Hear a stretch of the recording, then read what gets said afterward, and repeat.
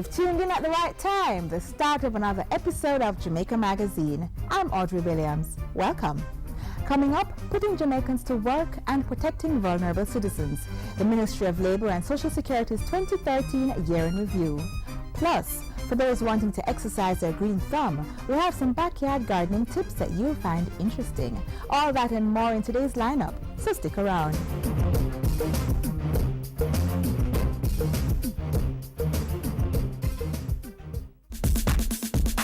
Tune in to Jamaica Magazine on Thursday, January 23 for a look back at 2013 with the Ministry of Local Government and Community Development. There can be no national objectives or no national goal that can be created without a vibrant, innovative, autonomous, responsive, transparent, and participatory local government system.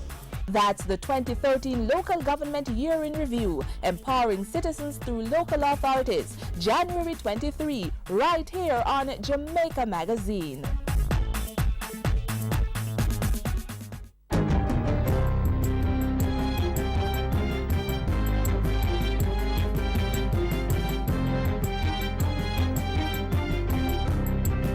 Good day, I'm Andrea Chizon and this is your GIS News for Wednesday, January 22.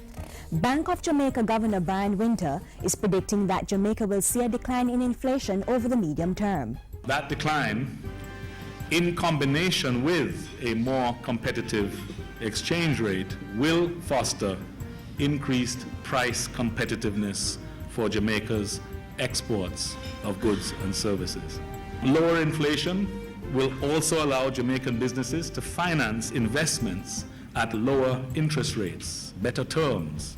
Mr. Winter adds that inflation for the fiscal year, April 2013 to March 2014, will fall somewhere in the middle of the projected rate of between 8.5% and 10%. Two main factors should contribute to single-digit inflation. The reduction in fiscal deficits and the public debt will make more resources available to the productive sector, and it will complement Bank of Jamaica's thrust to maintain single-digit inflation and indeed to lower it. In the meantime, the BOJ governor has confirmed the pronouncement of the Economic Program Oversight Committee that Jamaica is expected to meet all quantitative targets and structural benchmarks for the October to December period under the IMF agreement. Mr. Winter was speaking at the recent economic forum hosted by the Jamaica Manufacturers Association. There is optimism that tourist arrivals to Jamaica for this calendar year will surpass the milestone of 2 million plus stopover visitors reached in 2013. Already more than 30,000 additional rooms are available, adding to the positive growth signs from the traditional North American areas and new and emerging markets in Latin America and Europe. We are therefore confident that given the increases in airlift that we have achieved and the resumption of growth in the accommodation sector, Jamaica's visitor arrivals are likely to sustain the trajectory that they have recently attained. Last year, the country earned more than $2 billion from the tourism industry. The tourism minister says this is encouraging both foreign and local investments in the areas of hotel accommodation and increased airlift seats. Meanwhile, the public will soon know the way forward with regards to the Integrated Resort Development IRD program. Last June, the Finance Ministry issued a request for proposals for the IRD, of which casino gambling is a component. Now, Tourism Minister Dr. Wickham McNeil is advising that 4 proposals were tendered and are being evaluated. 4 expressions came in, one from Amatero, one from Jamaica Casino Royal, the Jacksonville Group, one from Harmony Cove and one from Celebration. Now, there's evaluation being done and due diligence. It's being led by the Ministry of Finance, and the process is ongoing. I've been assured that by summer we should have some release on what would happen going forward. Minister McNeil was speaking recently at the Caribbean Travel Marketplace 2014 Media Briefing Luncheon. The Ministry of Agriculture and Fisheries is taking steps to further improve the policy environment for the sugar industry. To that end, Portfolio Minister Roger Clark says recommendations from a review of the Sugar Industry Authority and the Sugar Industry Research Institute are being implemented. The ministry is now commencing an upgrade of series capacity, starting with the laboratory in Mandeville with the expenditure of some $17 million to purchase equipment through the European Union Accompanying Measures Program. Minister Clark says the upgrade will continue through to the 2015-2016 financial year to standardize best practices. 8 of Jamaica's protected areas are to receive new or updated management and business plans. The business plans should help the entities responsible for protected areas identify projects that can generate revenue. The work is being executed through a project called Strengthening the Operational and Financial Sustainability of the National Protected Area System. It will be implemented by the National Environment and Planning Agency, NEPA, and continues through to 2016. And finally, another call has been made for more persons, including the private sector, to partner with the government to help develop the healthcare system. Join hands with us. We are not asking for you to do more than you can manage. We are asking you to share with us some of your resources that you can give. The Southeast Regional Health Authority chairman made the comments while touring a recently refurbished ward at the Kingston Public Hospital. Through the generosity of ordinary Jamaicans and companies in the private sector, Ward 2A was draped and repainted, and a private room was outfitted with flat-screen TVs, a refrigerator, and furniture. Bathroom fixtures and partitions were also installed, and the flooring improved. And that's it for GIS News today. I'm Andrea Chisholm. Thank you for watching.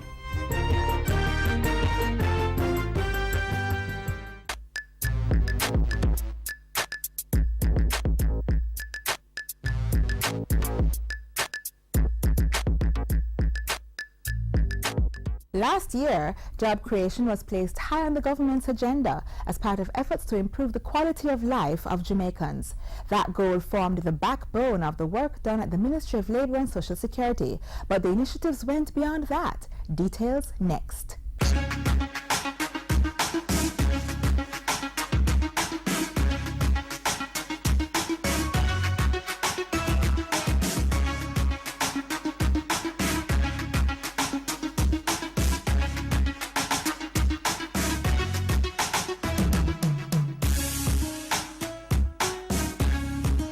More employment opportunities were opened up for Jamaicans and continued improvements made to the services provided to vulnerable individuals, thanks to the Ministry of Labour and Social Security and the work its officials undertook in 2013.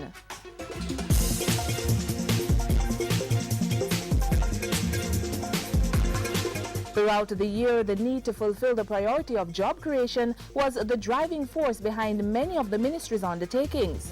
As 2013 began, the first batch of farm workers were sent off to Canada under the ministry's Overseas Employment Program. Included in the group of 172 individuals were 50 new recruits.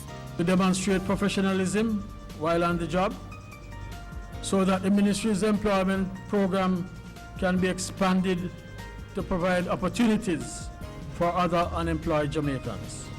The numbers continued to climb throughout the year as recruitment drives and pre-selection exercises paid off, allowing thousands of Jamaicans overseas work opportunities in various sectors. And in August, the ministry was able to secure a deal with Caribbean Airlines, which will now transport these workers to their destinations. Before, they were accommodated through private charters. The Labour Ministry also placed local job creation high on its agenda. Early in 2013, the nation was informed that approximately 37% of participants in the 2012 Workforce Intervention Program had secured permanent employment.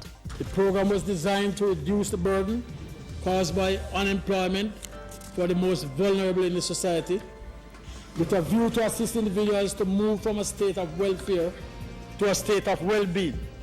An agreement was also secured with the Tourism Ministry and Melia Hotels International for approximately 400 Jamaicans to obtain employment in the hotel sector. This after Melia was given the go-ahead to renovate and operate the Braco Hotel in Trelawney. In June, a memorandum of understanding was signed with the Japan Social Investment Fund and the World Bank to develop the social and economic inclusion of persons with disabilities project. There will be provision of skills training and access to employment opportunities for persons with disabilities, targeting at least 600 persons, 300 of which should be beneficiaries of the PATH program. Included in this are funds to carry out renovation works to the offices of the Early Stimulation Program, also run by the Ministry for Children with Developmental Disorders. Later in the year, entrepreneurs got financial assistance. A 50% increase in the credit facility available from the National Insurance Fund will ensure them access to up to $1.5 million in loans until 2018. And in keeping with the quest to protect the interests of workers, in December, the ministry launched a revamped workplace policy on HIV/AIDS. The intention is to begin public consultations on these regulations in February of 2014. We have also engaged a consultant to develop a protocol for managing HIV in instances of overseas employment. And we are working at ensuring that our menu of social services are sensitive to the needs of persons with HIV and do not contain any loopholes for HIV-related discrimination. It will be an amendment to the Occupational Safety and Health OSH Act. Besides creating opportunities for Jamaicans to obtain employment, another item that was high on the ministry's agenda was the effective social inclusion of all citizens. Various policies and programs ensured that the most vulnerable were afforded basic amenities and their interests were protected. Seniors were first on the list, and in January came this announcement. Pensioners who are in receipt of spouse's allowance can receive up to a maximum of $5,100 per week. That was one component of a 16 2/3% increase in benefits for all categories of National Insurance Scheme NIS pensioners, which became effective January 10, 2013. 3 days before that, a new wage ceiling for NIS contributions was instituted. In addition to improved financial support to pensioners, beneficiaries under the Program of Advancement Through Health and Education PATH also saw increases. In February, the ministry signed a Memorandum of Understanding with 4 schools under its Compliance Improvement Strategy, CIS, for PATH students. The CIS seeks to empower schools to address the issue of high non-compliance among PATH beneficiaries by providing them with resources at a maximum of $500,000 to develop and implement localized interventions. Arising from that initiative, a PATH transportation allowance was instituted in 61 schools at the start of the new academic year. Under the pilot, we will target some 20,000 PATH children in primary and secondary schools who have been consistently non-compliant because of transportation constraints. More good news was in store for beneficiaries of PATH. In August, a 15% increase across all categories, and in November, a Memorandum of Understanding was signed between the ministry and 18 tertiary institutions for the payout of bursaries. This investment ensures that some of the nation's brightest and most innovative minds are not left behind because of poverty. $10 million has been set aside to provide the assistance to 1,000 students. The ministry also continued its efforts to combat child labor when it launched a child labor handbook for professionals in February. It really represents a compendium of best practices that emphasize the Jamaican situation and therefore allow for realistic implementation by professionals who may encounter child labor in its several forms. It was made possible through funds provided under the Tackling Child Labor Through Education TACKLE program. That was followed up with training sessions for police personnel to help them to be more equipped in the fight. The ministry also made good on a commitment to conduct a yearly review of the national minimum wage. Island-wide consultations took place in September and were carried out by officials from the National Minimum Wage Advisory Commission. Arising from that, a minimum wage increase becomes effective in January. Minimum wage reviews forms an important part of our social protection strategy and is in keeping with the decent work agenda which the International Labour Organization has been promoting and to which the country is a signatory.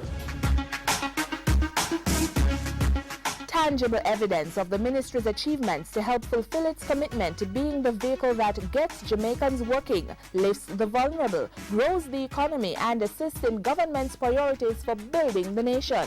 No doubt the Labour and Social Security Ministry will continue to build on these gains as it continues to help in Jamaica's development.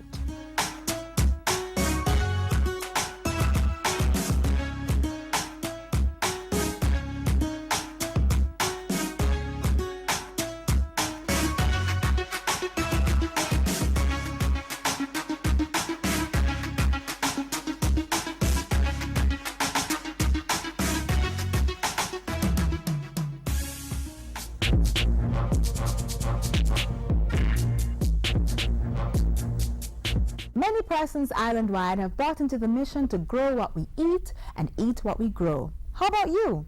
If you're looking to join in, or even if you've already started, some useful tips are coming your way next. With me is Master Gardener Rashida Linton. She'll be telling us what to consider when choosing a location for a garden. Rashida, this looks like a good enough location. It is. This is quite okay. You need to ensure that your property is located in an area that receives anywhere from 6 to 8 hours of sunlight per day. Okay. In fact, you need to also ensure that it gets adequate amount of water. It could be either a water tank, a roof gutter, or just a simple tap. You know what? Chris, he's well informed, very experienced. This is his property. Okay. He'll be able to tell you anything you want to know. Chris, this is Kerry. Kerry, this is Chris. She's interested in farming. Please tell her anything she wants to know. See you guys later. Okay. All right, later. Chris, look, I'm going to do some farming. Good. Yeah, all right.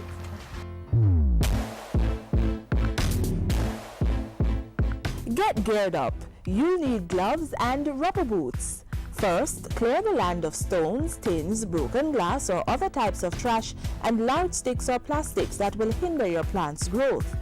Next, use the fork to dig the area and loosen the soil. You may want to make sure that you fork at least 10 to 12 inches or roughly 25 to 35 centimeters so that your plant roots grow easily. This is also the time that you should add whatever animal manure you have to the soil. Also, you may consider adding sand to improve soil structure and drainage. You want a nice crumbly texture. How much manure do you need? Use 1 kilogram or about 2.5 pounds of chicken manure or 4 kilograms or 8 pounds of cow dung or goat manure to 1 square meter or a yard-sized bed. Fork the manure well into the soil and keep forking to mount a raised bed that is at least 3 feet wide or 90 centimeters and 20 to 30 centimeters or 1 to 12 inches high. Keeping the width at 3 feet will make it easier for you to sow, weed, water and reap from the outside in without having to reach too far. To further ensure that your soil is free from pests and diseases, cover the soil with plastic for a few weeks. Cut large garbage bags down to the side seams and lay them on top of the soil to cover. You can use stones around the edges to keep the bags in place. The plastic covering will allow the soil to get heated in the sun, and over time this will kill most of the insects, pests and viruses that might be living in the soil.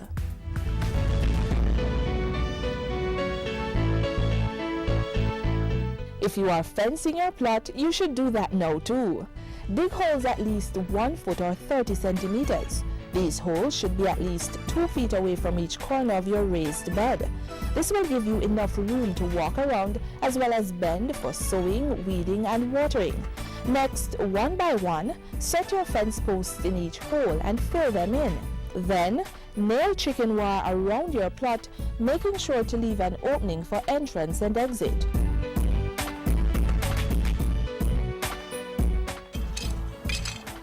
Kerry, this is good, but you know you don't have to go through all this trouble. There's a much simpler way, especially for persons who don't have enough space. It is called containerized gardening. You need to ensure that you have access to good amount of water along with 6 to 8 hours of sunlight per day. In fact, Bridget has a containerized garden. Let's go and see her. All right. Chris, thanks. Thank you.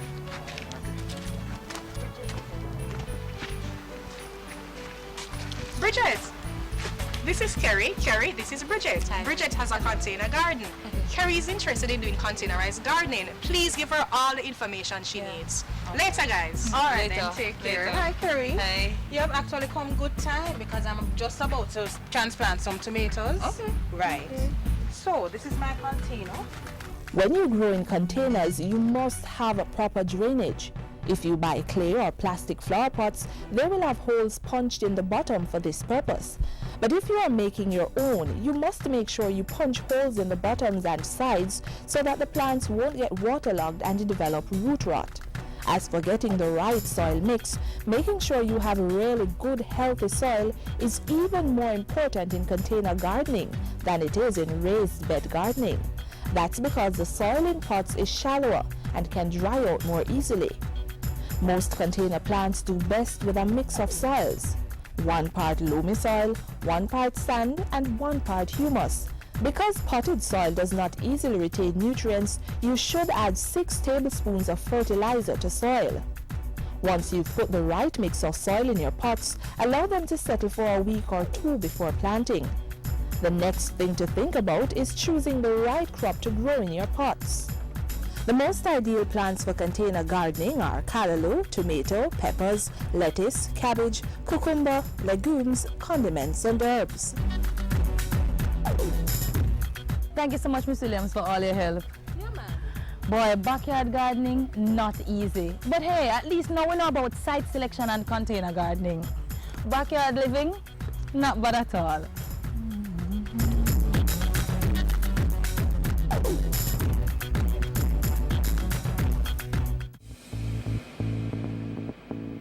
A healthy and educated people living in a clean, natural environment, reducing crime, improving the justice system and governance, building a prosperous economy. It's not just a vision, it's reality. Learn about the plan. Join the vision. My country, Jamaica, has a rich heritage and is very unique. If we all pull together, we can make it the place of choice to live, work, raise family, and to do business. For more information on Vision 2030, call the Planning Institute of Jamaica or visit vision2030.gov.jm, your parish library, school library, or the Jamaica Information Service.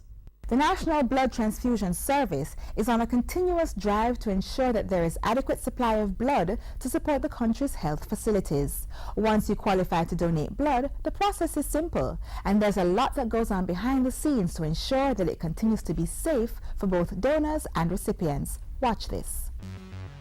As long as man is around to get sick or injured, blood will remain a high-demand substance for health practitioners. But for all its wonderful properties, the life-saving bodily fluid could become a death sentence if not handled properly. For those who need their supplies boosted, health workers cannot simply hook up a needle and feed the red and white cells from another individual straight to the needy bloodstream.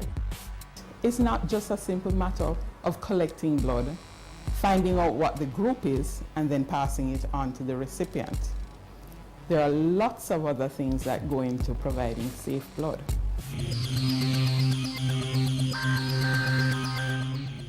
Think of blood like a home. Certain fundamental things like walls, floors, and ceilings are common to all, but the little things you put in over the years and experiences you have within those spaces make each unique to its owner. Like your home, blood can change owners, but you have to make some adjustments to have it meet the needs of the new recipient. That is what the technicians and health workers have to do before blood that is donated can be passed on to someone in need. The first step is to screen the donor to determine their medical history and suitability to donate. The screening is aimed at 1, protecting the donor, and 2, protecting the potential recipient. After that, it's a matter of sterilizing the donor's arm and proceeding to draw the blood. From there, the blood is taken to the lab, where it goes through a series of tests. Technicians look for things like blood groupings such as A, B, O, and Rh types, antibodies in the red blood cells, venereal diseases such as syphilis, HIV, the virus that causes AIDS, hepatitis B and C, which affect the liver, and HTLV, human T-cell lymphotropic virus type 1 and 2, a virus that weakens the immune system. At the island's blood bank, the National Blood Transfusion Service, tests such as these are carried out daily. For each unit of blood drawn, 2 sample tubes are also collected. These are referred to as the red and purple top. For accuracy, data on the tubes must correspond with the main bag. The purple top sample is used to screen for antibodies and blood groupings. Blood grouping is just as important as the infectious screening. This ensures compatibility for the recipients, that is, people of the same blood group receiving the same blood type. We do our ABO grouping here at the blood bank using the Diamed system. This technology is a gel system. It has microtubules, otherwise we call it as wells, and it has our antisera already in these wells. A drop of the donor blood is placed into each of these wells. It is incubated and put in a machine that spins the substance at a high speed. After this process, a reading is given. This is an example of a blood group. We can read it macroscopically. This is reading O negative based on the cells that are seen here.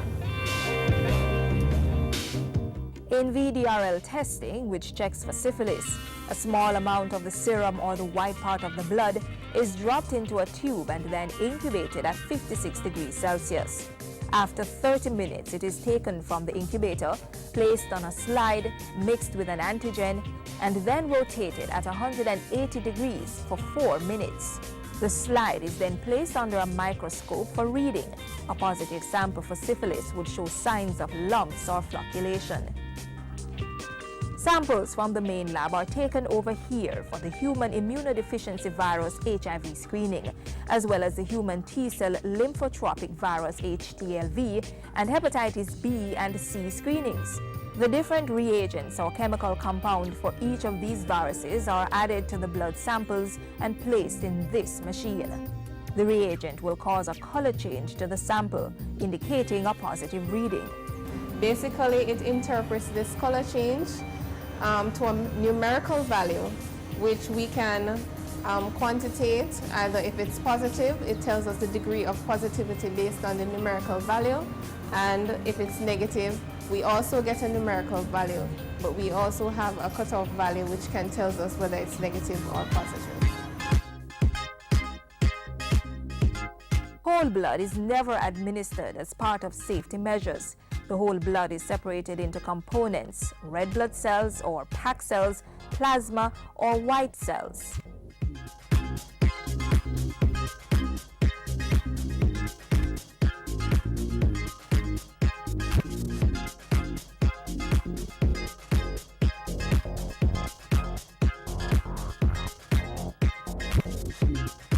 If you had a patient who was anemic, who is in heart failure, and you gave whole blood, you're giving that person a lot of plasma unnecessarily.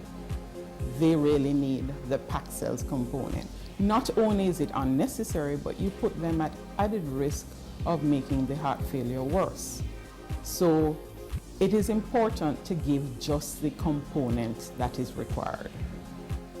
And the safety procedure doesn't end there. A cross-matching process is also done to identify minor blood groups that might interfere with a successful transfusion process. But once all the tests are done to satisfaction and the separation process is completed, you can rest assured that the blood to be administered is safe.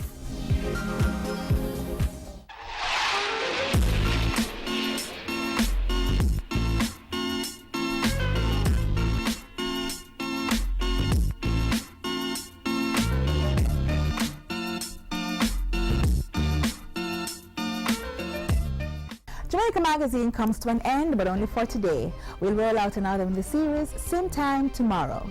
You can share your thoughts by sending an email to jamaicamagazine@gis.gov.jm or dropping a message on our Twitter page @GIS News.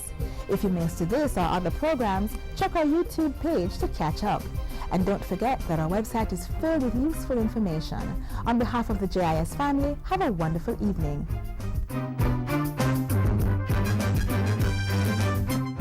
This has been a production of the Jamaica Information Service, the voice of Jamaica.